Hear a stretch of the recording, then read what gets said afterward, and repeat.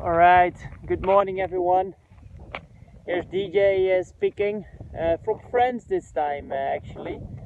Normally it's pretty hot these days, but I don't know. Today it's a little bit of a cold day. It's the 10th of June. Thanks Alana and Jane for asking me to come up with a vlog again for the Rural Youth Project. I've been thinking of what I want to say because I've been asked to tell something about Corona and on a personal level and what I see that's happening around me as well. And I've been thinking for a while, like what can I say about Corona, because there are so many things to say, but actually because yeah, the whole world is in it obviously. So sorry for my English sometimes. And I think everybody experiences it in a different way. So first I want to point out, I just gonna brag some words. Excuse me. Try to do it from my heart, what I feel, because it is a very crucial time in history. Why? Because I think COVID reveals some things to us as human beings, which we can, depending on how we react on this, would determine a lot for us, I believe. And what I mean by that is there's many stories about how it happens, this COVID thing and this virus, and there are also already people saying years before, like, hey, we are heading towards epidemic. And why did those people knew this already? Why? Because it has to do with the trends on the macro level in this world, that we are destroying our ecosystems. A virus is on an animal, that's his habitat, that is where he lives from. And if we kill all the animals, the flora and fauna, as human beings, we lost so much biodiversity. A virus wants to survive, so it's gonna look for another spot to eat from, which are humans in this case. So I don't say like there is like one thing that's like, oh, it's due to the loss of biodiversity, but I feel there are some similarities with this. On the other hand, you see in January, it first came into our awareness, and it was something that was belonging to China. You know, China has Corona. It's there. It's not here. It's not in Europe or wherever you're from. It was in China. It was something from there. And then suddenly, in the end of February and March, bam! It was everywhere. It was suddenly everywhere. And it says a lot about the world, the way we live, that we travel everywhere, that we are like, some are black, some are brown, some are white, but we are all humans that are susceptible for this virus, in a way. So it makes us, it shows us how the world is, as a collective, related to it, or how we are connected. Sometimes there is war in this country versus the other country, or epidemic here, or poverty there. But now suddenly, bam! Everywhere in the world, each country, the same pandemic. So there's this sense of, I think, into our awareness, the human being really know that we are now in an interconnected world. Of course, we knew already by mind, but this is kind of on a deeper level, an experience level. I think it's very important, at least to know nowadays, that we are so interconnected, because it can be very potent, very powerful for us as human being if we learn more for each other and from each other, and if we are more, instead of dependent on each other, interdependent. So try to benefit each other, try to benefit cultures, try to benefit countries, try to learn from each other. Hey, how are you dealing with COVID? Hey, how am I dealing with COVID? What's your experience? My experience, same like this. And now, because we are doing also this in this vlog, I will also share my experience, because on a personal level I had an amazing time, honestly. And I think that's one part is because I'm lucky. I'm just lucky that I live in the Netherlands. I'm now in France, sorry, but I will explain later why. I'm lucky. There's of course a part in it. So that I live in the Netherlands, that I'm a young guy who is healthy, strong, fit. So I'm very lucky that I'm in a risk group or very old.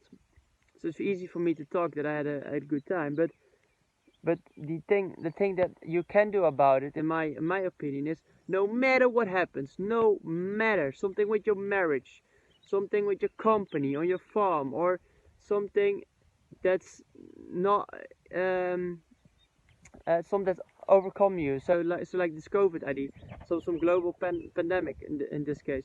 It doesn't matter what happens to us. You always have a choice how to react or not, how to not react.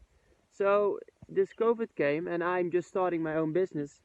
I have a little business, Egg Ventures, organizing some events, master classes, and some study trips for farmers and young change makers in the food systems. And I'm just starting. So I had this year, I had 3 trips, for example, 3 groups coming to the Netherlands, and I was very excited, and I'm in the beginning of my business. So yeah, of course I want those groups, and I want to yeah, of course also it's a bit to earn money, but most for the experience, to grow. And I had some events planned, and I had to cancel everything. So now I can complain and say, oh, I lost so many €1,000.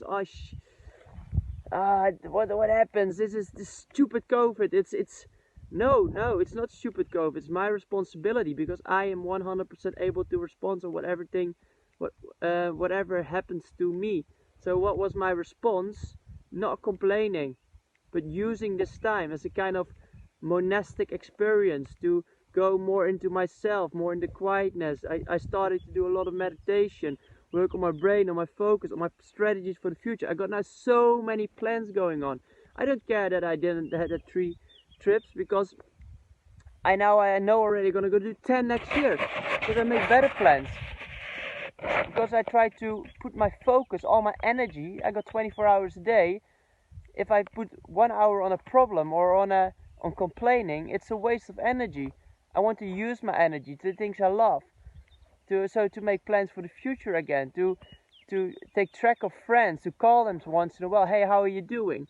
To spend more time with my family during this COVID period. I did a lot of walking in nature and running. Oh, I always complain like, oh, I wanna run every day or walk every day in nature, and I never have time. But now I had time, so I use the time, and that's on that part I'm very happy about myself that I did it this way, and I hope you did it as well. And if not, that you maybe start thinking about now, like, what can I do? And that's never too late for that. Every day is a new day with 24 hours.